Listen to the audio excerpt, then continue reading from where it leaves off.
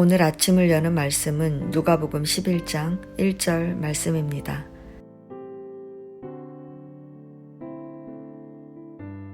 예수께서 한 곳에서 기도하시고 마치심에 제자 중 하나가 여짜오되 주여 요한이 자기 제자들에게 기도를 가르친 것과 같이 우리에게도 가르쳐 주옵소서. 아멘. 누가복음 11장은 기도에 대한 이야기를 전해주고 있습니다. 말씀을 통해 우리가 어떻게 기도해야 하는지 그 답을 찾아보도록 하겠습니다. 누가복음에는 예수님께서 기도하셨다는 표현이 자주 나옵니다. 5장 16절에는 한적한 곳에서 기도하시니라. 6장 12절에는 예수께서 기도하시러 산으로 가사 밤이 새도록 하나님께 기도하시고 9장 18절에는 예수께서 따로 기도하실 때에 그리고 오늘 본문 1절에는 예수께서 한 곳에서 기도하시고 라고 기록하고 있습니다. 저자가 이렇게 예수님이 기도하시는 것을 드러내는 것은 그만큼 기도가 중요하다는 것을 말하는 것입니다. 1절은 제자들 가운데 한 사람이 예수님께서 기도하시는 모습을 보고 기도를 가르쳐 달라고 간청합니다. 예수님은 제자의 요청을 들으시고 기도를 가르쳐 주시는데 먼저 아버지여 라고 부르며 기도할 것을 말씀하십니다. 구약에서는 하나님을 아버지로 이스라엘을 그 자녀로 여기고 있지만 한 개인이 하나님을 아버지로 부르는 것은 당시 문화로 볼 때 상당히 충격적인 것이었습니다. 게다가 아버지의 원어 파테르는 당시 유대인들이 일상생활에서 사용하는 아람어로는 아빠, 즉 어린아이가 아버지를 친근하게 부르는 아빠에 해당되는 말입니다. 이것은 예수님과 하나님 사이가 얼마나 긴밀한 것인가를 말해주는 것입니다.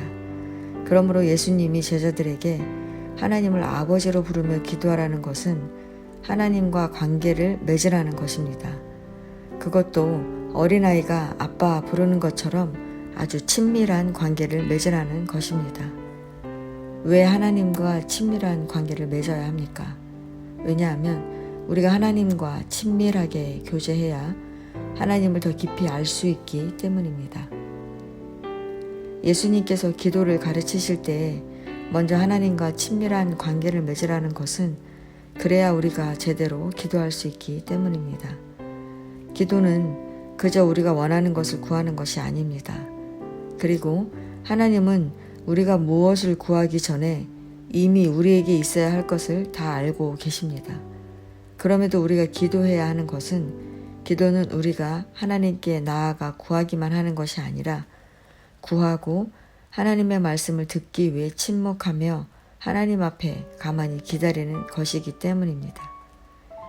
기도는 구하고 듣는 과정, 즉 일방적인 외침이 아니라 하나님과의 소통의 시간입니다.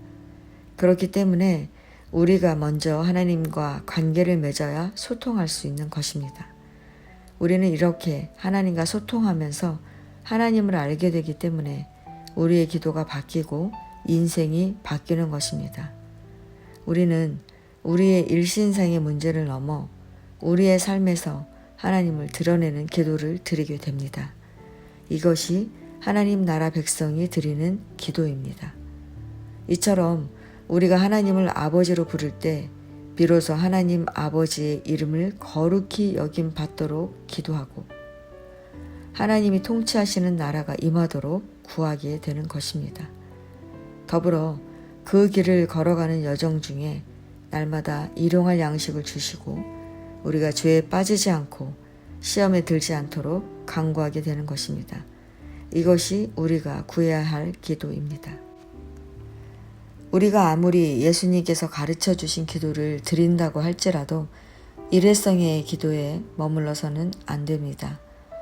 친구가 늦은 밤에 문을 두드리며 떡 3덩이를 구워달라고 간청하니 그 간청함 때문에 그 요청을 거절할 수 없는 것처럼 우리는 간절함으로 열심히 기도해야 합니다. 또한 예수님은 구하라 그러면 너희에게 주실 것이요 찾으라 그러면 찾아낼 것이요 문을 두드리라 그러면 너희에게 열릴 것이니 라고 말씀하십니다. 즉, 우리가 하나님과 소통하면서 멈추지 않고 계속 기도한다면 응답해 주신다는 것입니다. 성도 여러분, 우리는 우리의 현실적인 삶의 문제들과 소원이 이루어지기를 기도합니다. 그러나 그리스도인의 기도는 예수님처럼 하나님의 뜻을 담아낼 수 있어야 합니다. 그러기 위해서 우리는 먼저 하나님을 아버지로 부를 수 있을 만큼 친밀해져야 합니다. 어떻게 하나님과 친해질 수 있을까요? 방법은 간단합니다. 세상과의 거리를 두면 됩니다. 마태복음 6장 6절에 너는 기도할 때에 내 골방에 들어가 문을 닫고 은밀한 중에 계신 내 아버지께 기도하라. 은밀한 중에 보시는 내 아버지께서 갚으시리라는 말씀처럼 골방에 들어가면 됩니다. 골방은 세상과 차단된 곳, 오직 하나님께만 집중할 수 있는 장소를 말합니다. 거기서 하나님을 만나면 우리의 기도는 하나님의 나라를 이루는 기도로 바뀔 것입니다.